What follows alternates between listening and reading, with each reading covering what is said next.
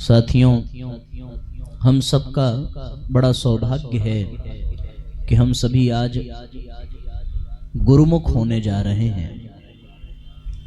गुरुमुख होने का तात्पर्य, गुरु दीक्षा और गुरुमुख होना एक ही बात है। गुरुमुख होने का तात्पर्य है बच्चों, संसार से मुड़ करके भगवान की ओर मुख कर लेना, वासना से मुंह मोड़कर उपासना में मन को लगा देना।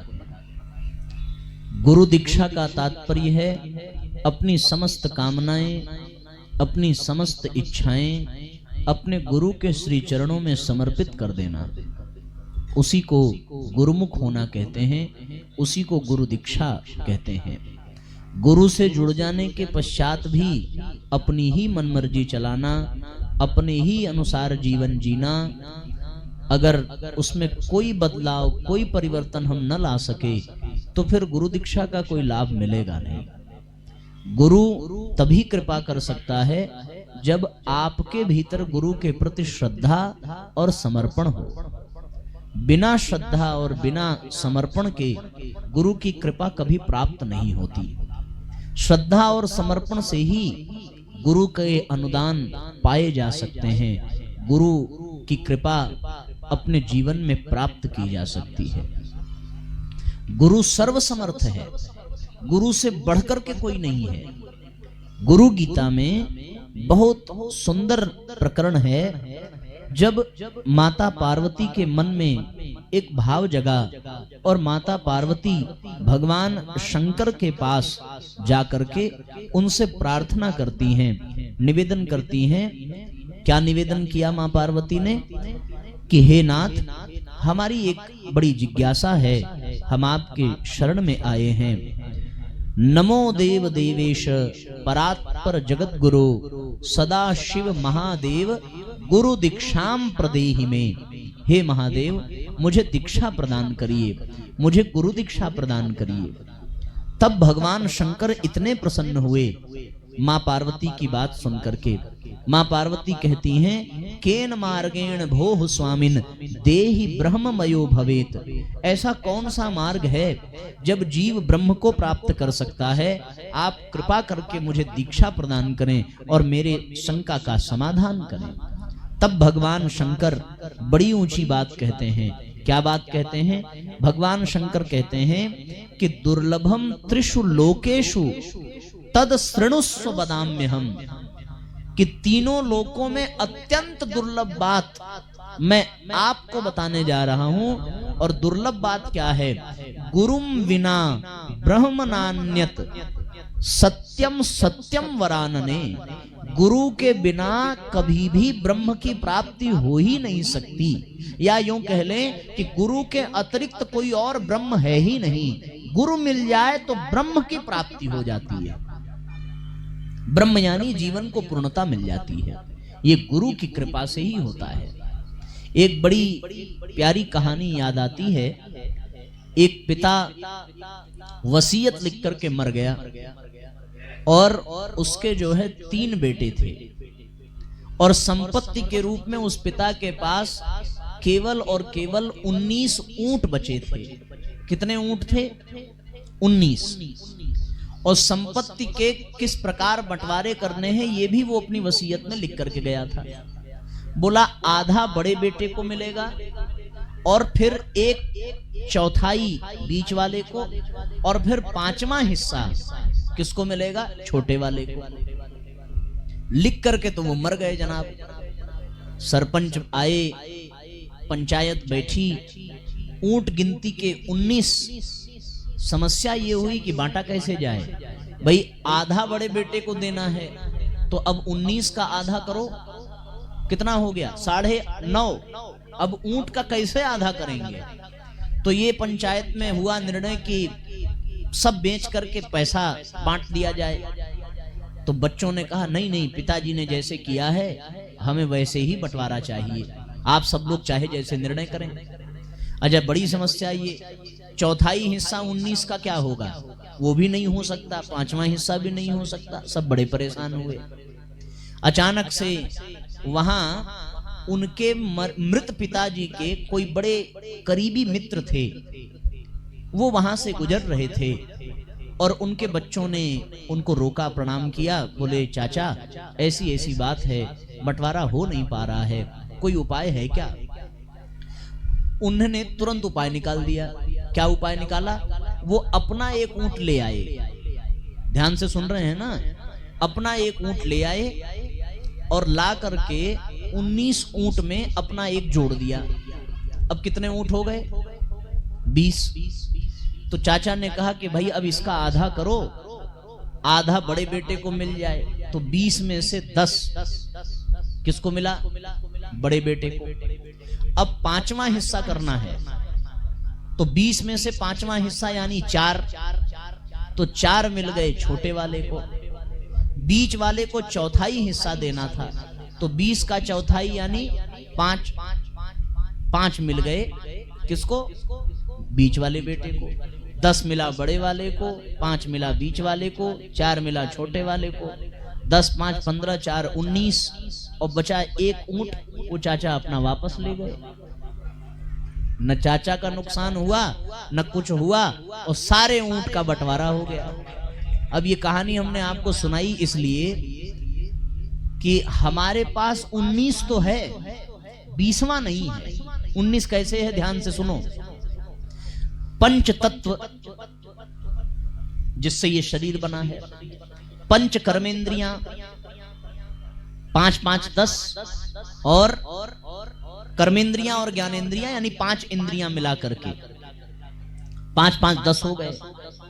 और पंच तन्मात्राएं जो इंद्रियों के विषय हैं, शब्द रूप रस गंध, 5 5 10 5 15 हो गए। और 4 हैं हमारे अंतःकरण चतुष्टय, मन बुद्धि चित्त अहंकार, ये 19 हो गए। लेकिन इन 19 से आत्म साक्षात्कार हो नहीं पाता। बिल्कुल वैसे ही जैसे ऊंट का बंटवारा हो पा रहा था 19 ऊंटों का नहीं।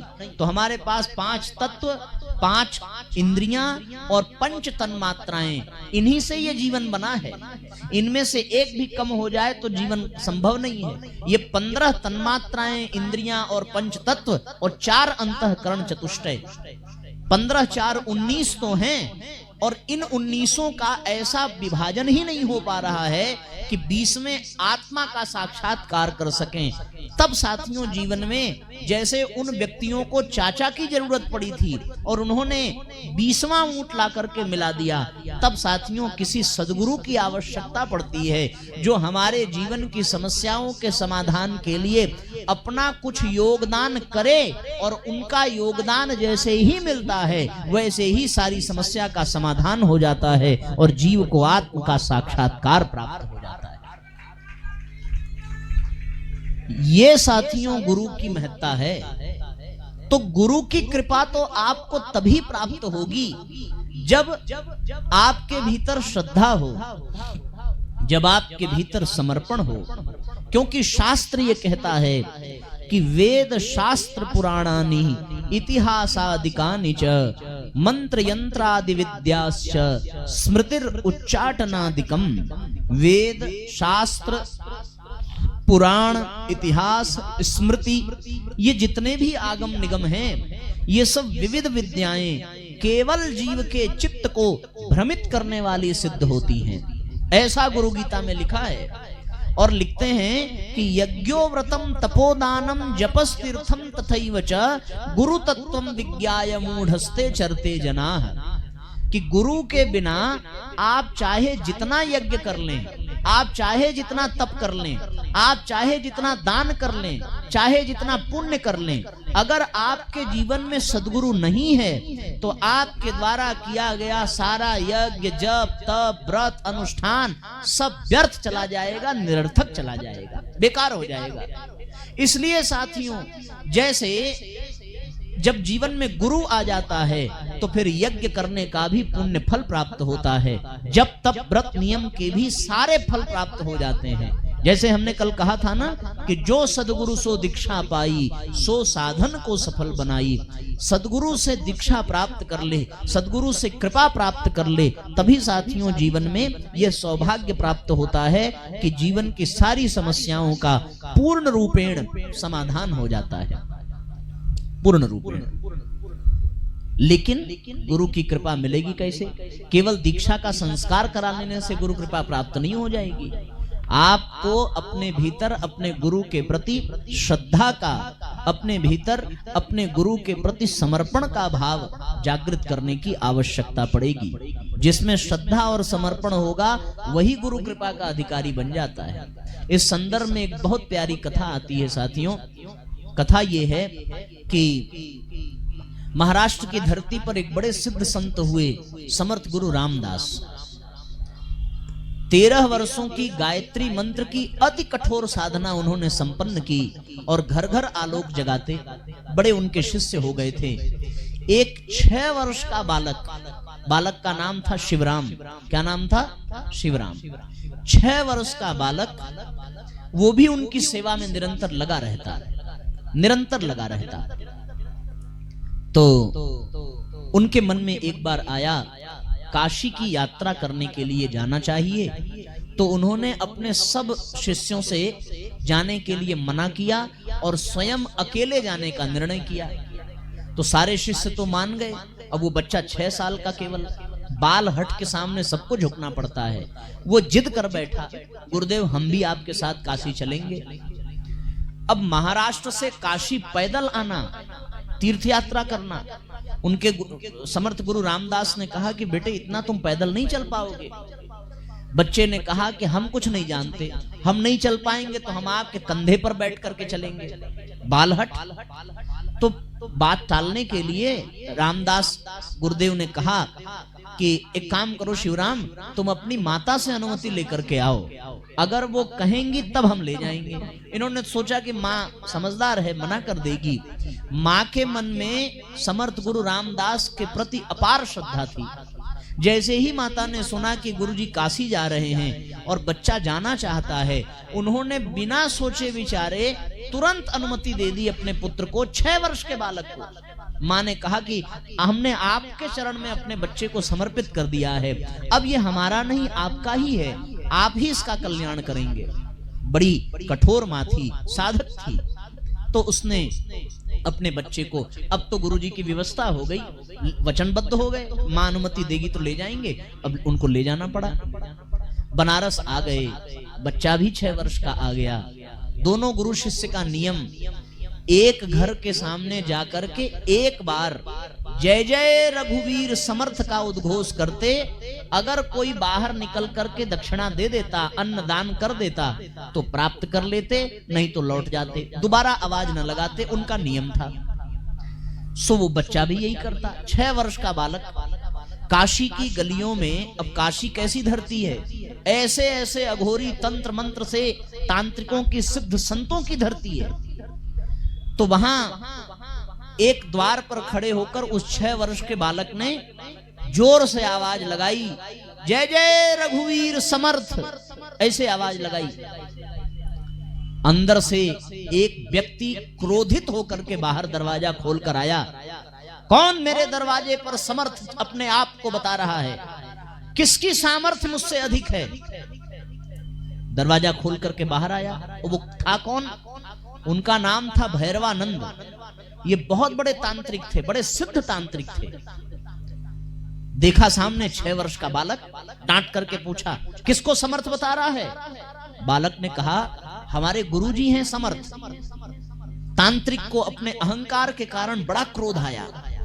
उन्होंने कहा कि तू अपने गुरु को समर्थ समझता है, मुझसे बढ़ के समझता है? जा, आज रात के बाद तू कल का सूर्योदय नहीं देख पाएगा, तेरे प्राण चले जाएंगे। अगर तेरे गुरु में सामर्थ्य है तो वो तुझे बचा करके दिखाएं। वो तो बेचारा कांप गया, नन्हा सा बालक। वापस जब आ रहा था तो उस बच्चे को गलियों के लोगों ने समझाया कि भैया तांत्रिक से बेटा तो क्यों भिड़ गया, ये बड़ा अहंकारी और बड़ा कुकृत्य करने वाला है, इसने जिसको कह दिया उसकी हत्या अवश्य हो जाती है, इसने कृत्या को सिद्ध कर लिया है। अब वो बालक रोता हुआ आया, समर्थ गुरु रामदास के चरणों में प्रणाम करके सारी बात बताई और जिन लोगों ने उस तांत्रिक की महिमा का मंडन किया था उनकी बात भी बताई। समर्थ गुरु रामदास मुस्कुराए और कहने लगे, बेटा गुरु के रहते चिंता करने की आवश्यकता नहीं है, तू बिल्कुल परेशान मत हो, सो जा। जैसे ही वो बालक सोया वैसे ही उस तांत्रिक ने कृत्या का प्रयोग किया, पिशाचिनी का प्रयोग किया और बालक के पेट में अपरंपार पीड़ा प्रारंभ हुई। बालक रोता हुआ गुरुजी के पास आया। समर्थ गुरु रामदास ने कहा, बेटे मुझ पर विश्वास है।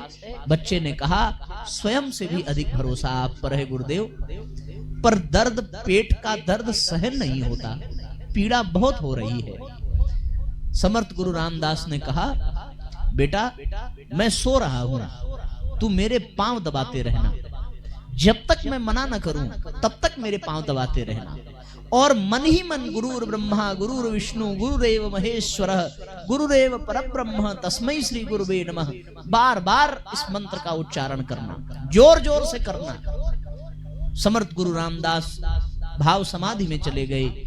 वह बच्चा रात भर इस मंत्र का उच्चारण करता रहा, रात भर वो अपने गुरु के पांव दबाता रहा, रात भर उस तांत्रिक की कृत्या बार बार उसे मारने का प्रयत्न करती रही, पर उसे सफलता न मिली। अंततोगत्वा वह कृत्या लौटकर उसी तांत्रिक का सर्वनाश कर दी और वह बच्चे का प्राण पूर्ण रूपेण सुरक्षित बच गया। समर्थ गुरु रामदास ब्रह्म मुहूर्त में जगे और उन्होंने बच्चे को अपने हृदय से लगा लिया।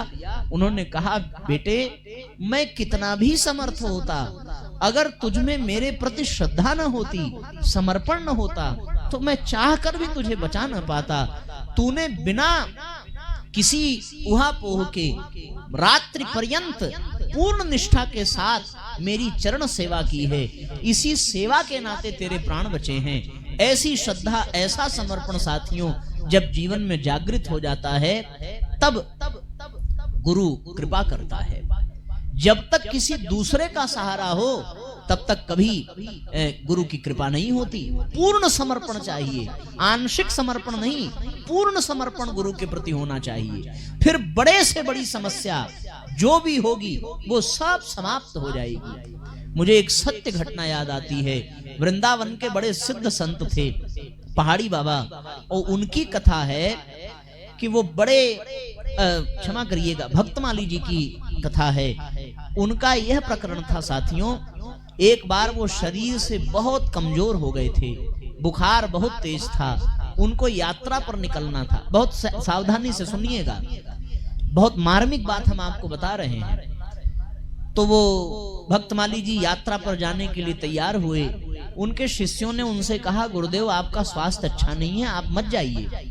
उन्होंने कहा कि संसार में सबसे बड़ा अपराध है अपने वचन की रक्षा न कर पाना। मैंने पत्र में लिख करके भेज दिया है कि मैं इस दिन इस गाड़ी से आपके यहाँ पहुंचूंगा, अगर मैं नहीं गया तो मेरे वचन की रक्षा नहीं हो पाएगी। उन्होंने कहा कि आपका स्वास्थ्य ठीक नहीं है, आप दूसरा तार भेज दीजिए और कह दीजिए कि हम नहीं आ पाएंगे। उनने कहा कि नहीं बेटे, जाना बहुत आवश्यक है। तो शिष्यों ने कहा कि फिर आप अकेले नहीं जाएंगे, हम आपके साथ जाएंगे। तब उनके गुरुजी ने एक बहुत बड़ी बात कही। ये बात हृदय में धारण कर लेनी चाहिए। और क्या कहा उन्होंने कि अगर मेरे साथ कोई भी शिष्य मेरी सेवा के लिए, मेरे सहयोग के लिए जाएगा तो फिर परमात्मा के आश्रय में मेरे मन में अभाव और विक्षेप आ जाएगा, कोई नहीं रहेगा, तो मैं पूर्ण रूपेण भगवान के आश्रित होकर जाऊंगा। और अगर कोई मेरे साथ सहयोग के लिए गया तो मैं थोड़ा उसके ऊपर आश्रित हो जाऊंगा, तो मेरे समर्पण में कमी आ जाएगी। ये बात सामान्य व्यक्ति समझ नहीं सकता। इसका तात्पर्य केवल इतना है, ऐसा पूर्ण समर्पण जब हो जाता है तब व्यक्ति निश्चिंत हो जाता है, तब गुरु की कृपा बरसती है। बस इतना ही आपसे निवेदन करना था। तो आपको अपने जीवन में एक ये संकल्प कर लेने की आवश्यकता है साथियों कि आपको आज से ये संकल्प कर लेना है अपने गुरु के प्रति। क्या संकल्प करना है? इसी बात का संकल्प करना है कि हम आज जो भी गुरु के प्रति संकल्पित होंगे उसे जीवन पर्यंत पूरी निष्ठा के साथ उस संकल्प को निभाएंगे। उसमें कभी भी कोई भी आलस्य और कोई भी प्रमाद कभी नहीं बरतेंगे। ऐसा हम लोगों को साथियों संकल्प करने की आवश्यकता है। गीता में भगवान श्री कृष्ण गीता में कहते हैं कि हमें दृढ़व्रती होने की आवश्यकता है। क्या होने की आवश्यकता है? दृढ़व्रती होने की। ये शाम त्वंत गतम पापम जनानाम पुण्य कर्मणाम ते द्वंद्व मोह निर्मुक्ता भजन्ते माम दृढ़व्रताः। जो दृढ़व्रती होकर के मेरा भजन करता है और इच्छा द्वेष समुत्थेन द्वंद्व मोहेन भारत, सब तो इच्छा राग द्वेष से ही मोहित हो रहे हैं। पर जो मामाश्रित्य यतन्ति, ये जो पूर्ण रूपेण मेरे आश्रित होकर के यत्न करता है और मेरा भजन करता है वह निस्संदेह तर जाता है। हमें दृढ़व्रती होने की आवश्यकता है। आज हम ये दृढ़ व्रत लें कि हम प्रतिदिन 3 माला गायत्री मंत्र का जप करेंगे। जब तक 3 माला जप न हो सके तब तक हम अन्न और जल का ग्रहण नहीं करेंगे। महिलाओं के लिए 5 दिन जब वो अशुद्धि के दौरान से गुजरती हैं तब उनके लिए उन 5 दिनों की छूट है, बाकी और किसी के लिए छूट नहीं है। फिर 5 दिन के उस काल के पश्चात जब शुद्ध हो जाए शरीर तब प्रतिदिन के 3-3 माला जप को जोड़ करके आने वाले दिनों में पूर्ण कर लेना चाहिए। या प्रतिदिन 4-4 माला करें तो 5 तिहाई 15, पीछे के 5 दिन की 15 माला भी 15 दिन में पूरी हो जाएगी। यह नियम बना लीजिए, इसको पक्का निभाना है। और दूसरा संकल्प ये करना है कि जब तक हम गुरुजी के लिखे हुए किसी एक वाक्य को पढ़ नहीं लेते तब तक हम कभी रात में सोएंगे नहीं। यही 2 संकल्प करना है आपको। तो आपको पढ़ने के लिए ऐसे तो यहाँ से साहित्य मिल जाएंगे, पर अगर आप साहित्य न पा सकें तो गुरुजी के द्वारा लिखी हुई अखंड ज्योति और युग निर्माण योजना पत्रिका, ये 2 पत्रिकाएं शांति कुंज हरिद्वार से भेजी जाती हैं। इसका मूल्य साथियों 300 रुपया है। आप अगर 300 रुपया यहाँ प्रज्ञा मंदिर में जमा कर देंगे तो आपको प्रति माह आपके घर पे ये पत्रिका जाएगी, आपको पढ़ने को मिलेगा। और इसका मूल्य जो है वो संभवतः 200 या 250 है, बहुत स्पष्ट नहीं है हमें, पर आप पूछ लेंगे और ये पत्रिका आप गुरुजी की प्रतिमाह अपने घर मंगाइए। और फिर भी आप न पढ़ सकें तो हम अपने YouTube चैनल पर रोज रात में 8 बजे अखंड ज्योति पढ़ाते हैं प्रतिदिन। आज उसका 1985वां दिन है। कितना दिन है? 1985वां दिन है। हम प्रतिदिन अखंड ज्योति पत्रिका और युग निर्माण योजना पत्रिका YouTube चैनल पर पढ़ाते हैं। आप 8 बजे हमारे चैनल पर लाइव जुड़ जाएंगे तो आपको स्वाध्याय का लाभ मिलेगा। ये 2 काम आपको अनिवार्य रूप से करने हैं। और एक छोटा सा तीसरा काम है कि सप्ताह में 1 दिन आप संभव हो सके या 1 प्रहर तक संभव हो सके तो उपवास अवश्य रखें। उस दिन लहसुन प्याज का सेवन न करें। संभव हो तो फलाहार केवल ग्रहण करके आप उस दिन का क्रम संपन्न कर लेंगे। बस इतना निवेदन आपसे। और बीच बीच में आमंत्रण देने पर अथवा न भी देने पर, प्रज्ञा मंदिर में सप्ताह में यज्ञ होता है या दैनिक यज्ञ होता है, तो आप छुट्टी के दिन रविवार को अवश्य, यही बगल में ही है, सकरी में ही है प्रज्ञा मंदिर आपके, आप सप्ताह में कम से कम 1 बार वहां अवश्य जाएंगे प्रणाम करने गुरुजी और गायत्री माता को। ये आप नियम बना लीजिए। या आपके नजदीक कहीं भी गायत्री मंदिर हो आप वहां अवश्य जाएंगे। इस तरीके से दीक्षा संस्कार के ये क्रम है।